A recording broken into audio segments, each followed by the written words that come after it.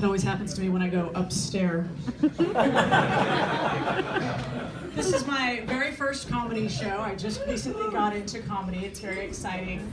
People are always asking me, like, Leslie, you're almost 50, you've got a 22-year-old girl and a 16-year-old boy. What made you go into comedy now?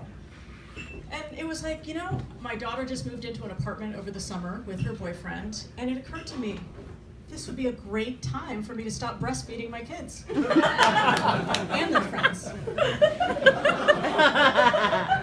So I had some extra time. I'm a liar. I didn't breastfeed my children, mostly because they're lazy. Hashtag infant privilege. They were born in Marin, though, so is that a surprise to anybody? No, the real reason is I didn't breastfeed them because I didn't love them enough. All right, here's the real reason, and we're going to do a little bit of anatomy first. Has anyone here seen a breast before? You, sir, are just going to have to take my word for it. So most women have this thing in the middle of their breast called a nipple, right? It's like a gumdrop, just placed right there, conveniently located. It sticks out. You can do stuff with it. Some of you might. I don't have that. My nipples are like sand dollars. And sand dollars are beautiful to look at, but they are the fucking most useless thing in the ocean. Like, when's the last time you're ever in the ocean going, oh, I hope I see a sand dollar? Right? So I have these sand dollar nipples, and my boobs are now huge. Right? I mean, but these nipples are so useless that you wouldn't even insult someone by saying, like, you're so useless, you're like tits on a board. You'd be like, no, you're so useless, you're like Leslie's tits on a board. So my hours-old daughter, with her tiny baby mouth, now approaching something that's probably the second largest planet in our solar system, to extract life's sweet nectar with her tiny baby mouth. She died.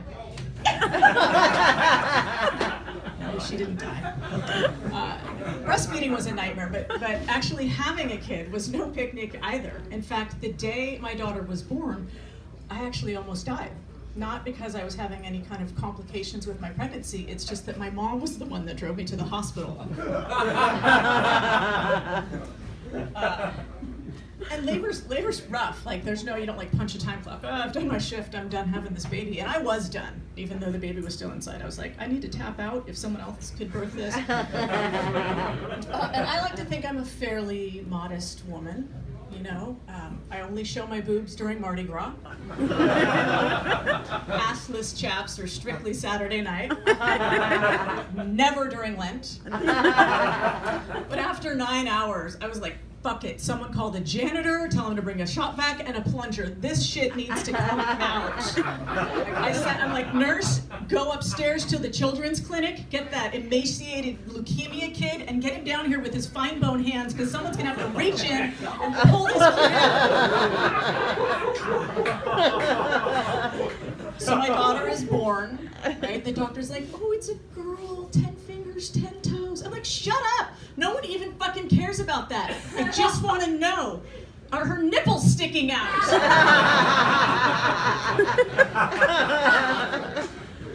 I love my kids, and raising them has been just so much fun for me. And I wanted to make sure I was raising like kind-hearted, responsible children.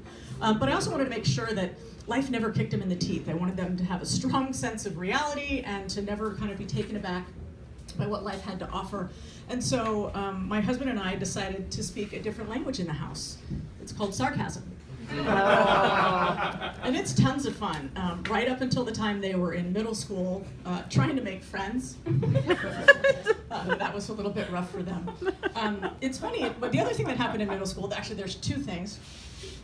My daughter was about 9, she was in 5th grade, and she decided that I had just become the stupidest person she knew. Which is weird, because right about the time that happened, I realized that she had become the biggest bitch I'd ever met. One day we're just go pounding each other with words, and she's screaming and yelling, and she stomps down the hall, and she's like, I hate you! I wish I'd never been born! And I'm like, well, you can blame your dad for that. He's Catholic.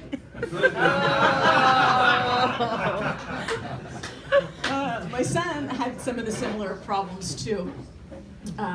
He was always like, anything he could do to avoid doing homework. If he could argue with you about the 30-minute homework for 60 minutes, he would. And finally, I'm like, I can't do this anymore. No computer, no phone, that's it. Like, we're done. And he goes, Mom, that's not fair. And I realized that was my opportunity to have a life lesson with him.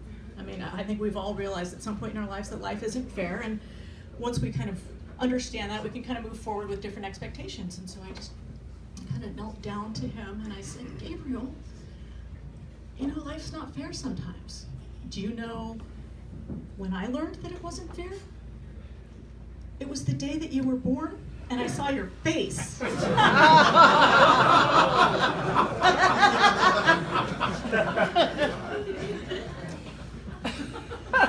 I never want him to go to bed feeling badly, though, so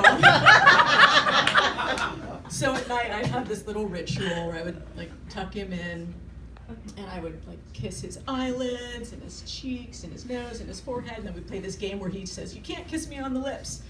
And I'm like, okay. And then I would just whisper to him, I'd go, look, okay, I love you so much, and you bring so much joy to my life that I don't even care that I had to give up on my hopes and dreams just to raise you. Thanks, everybody.